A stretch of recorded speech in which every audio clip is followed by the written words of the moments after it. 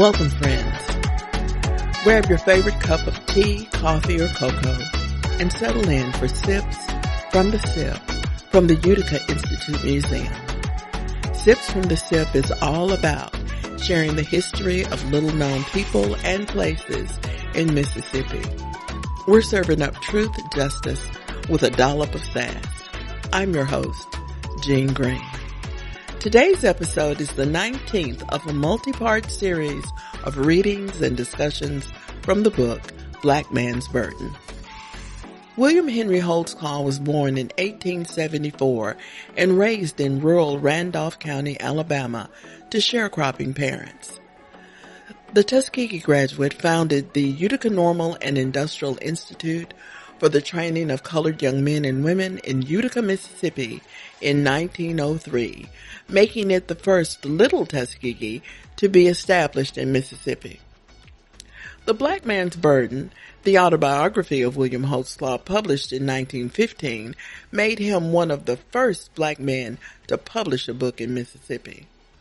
Chapter 10 recounts Holtzclaw's creation of the Teachers' Extension Movement and the beginning of the Negro Farmers Conference. Chapter 10. In the midst of all this political flurry, the Utica Normal and Industrial Institute grew year by year, fostered by the kind feeling of both the local white people and the colored people who gave their money annually to help its growth. If there is a white man in Utica who has not contributed to the expenses of the Institute, I do not know him. While this work was going on, it dawned on me that still further activities should be commenced in that community. That is, that we should help the people in general to rise with the school. This was a difficult matter for people who are completely down or sometimes quick to resent any suggestion of that fact, even when a way is made to help them up. This is just a condition we had to meet, but by organized methods, we in time succeeded. One of our most profitable means of reaching the people was by organizing the teachers, of whom there were several at this time, into what we called a Teachers' Extension Movement. The various members of this organization were assigned a given locality in which to work entirely apart from their school duties. They were to do all in their power to show the people in that locality how to better their condition. That is, they were to buy a few acres of land, to have chickens and pigs and a mule, to pay for their little homes, to plant fruit trees and shade trees, and to build a comfortable little house of 2, 3, or 4 rooms to take the place of the old one-room cabin. The amount of work these teachers succeeded in doing was something astonishing. They labored with the people incessantly, in season and out of season, and occasionally they would have the entire faculty visit the different working places and there make demonstrations, deliver addresses, and help in a general way toward spreading knowledge. These meetings have continued until the present time. As an example of direct and simple manner in which it is possible to teach the masses of the people, I recall an experience of my own. One night, after having delivered an address to the people of the Bear Creek community, I went home to pass the night with one of them. The next morning at breakfast, there was only salt pork and bread before us, with sugar and coffee. It was a dry meal, and the fact that it was an average breakfast made it no more palatable. I was sitting near a window, a hole in the wall, and I noticed that blackberry vines laden with ripe, luscious berries was hanging over the window. I reached out, picked a few of them, put them in a saucer, put some sugar on them, and proceeded to eat. Soon the whole family were eating berries.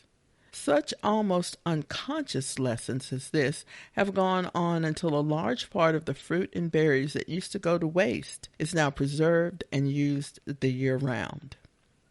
One other way of helping the people has been through our Negro Farmers Conference, which meets annually at the institution. At these conferences, Negro farmers gather from all over the state of Mississippi and discuss their business, their troubles, their joys and sorrows, their progress or failure. They always end by resoluting a little, making determinations to better their condition.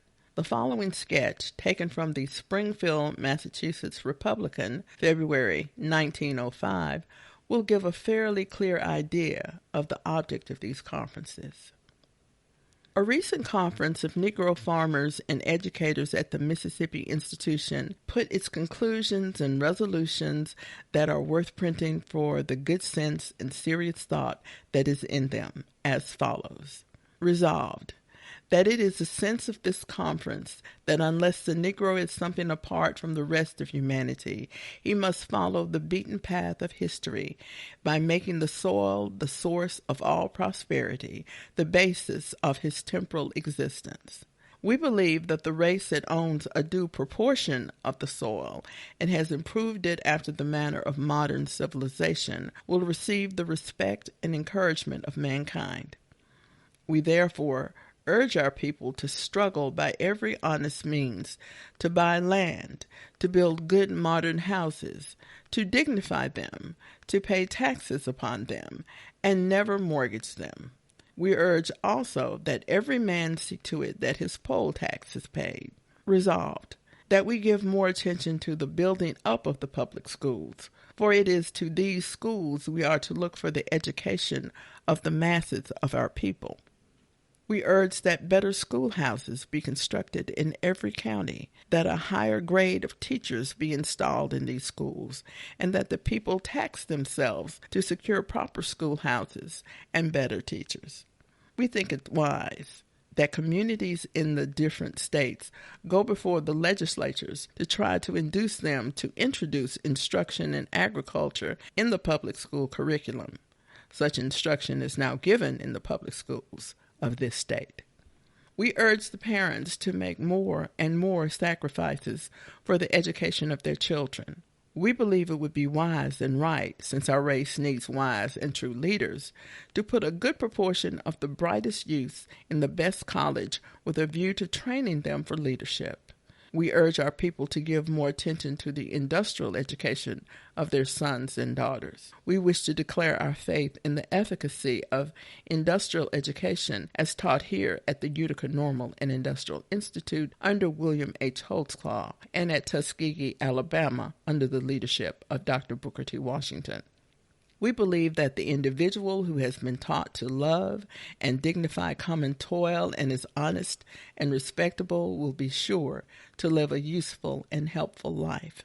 It is evident that in this country we are destined to pass many years side by side with the white and other races, if not to live here for all time. It is further evident that we shall be useful, prosperous, and happy in proportion to our ability to find a way to live in peace and harmony with our neighbors of the other race. This can be done by practicing the highest virtues as we understand them. In this matter, it will not hurt us to act toward our neighbors after the example of the lowly Nazarene, even though the world laughs and calls us cowards. We are grateful to the executive of this state, to public sentiment, and to the officers of certain counties for the tremendous efforts they have put forth to crush out the outrages perpetrated against Negroes in these counties. In this way, they have won a victory that the world should applaud.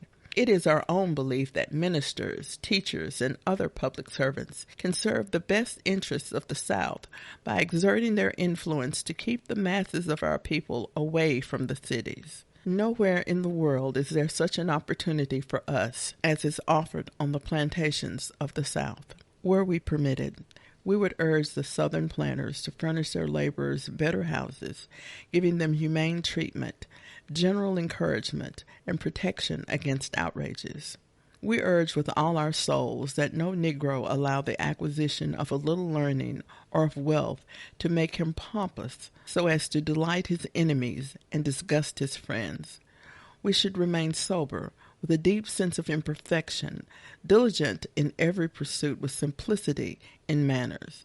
When counsels so wise are in practice, whites and blacks will be good neighbors. Year by year, these conferences have grown and have developed in importance and have formed the basis of our general extension work.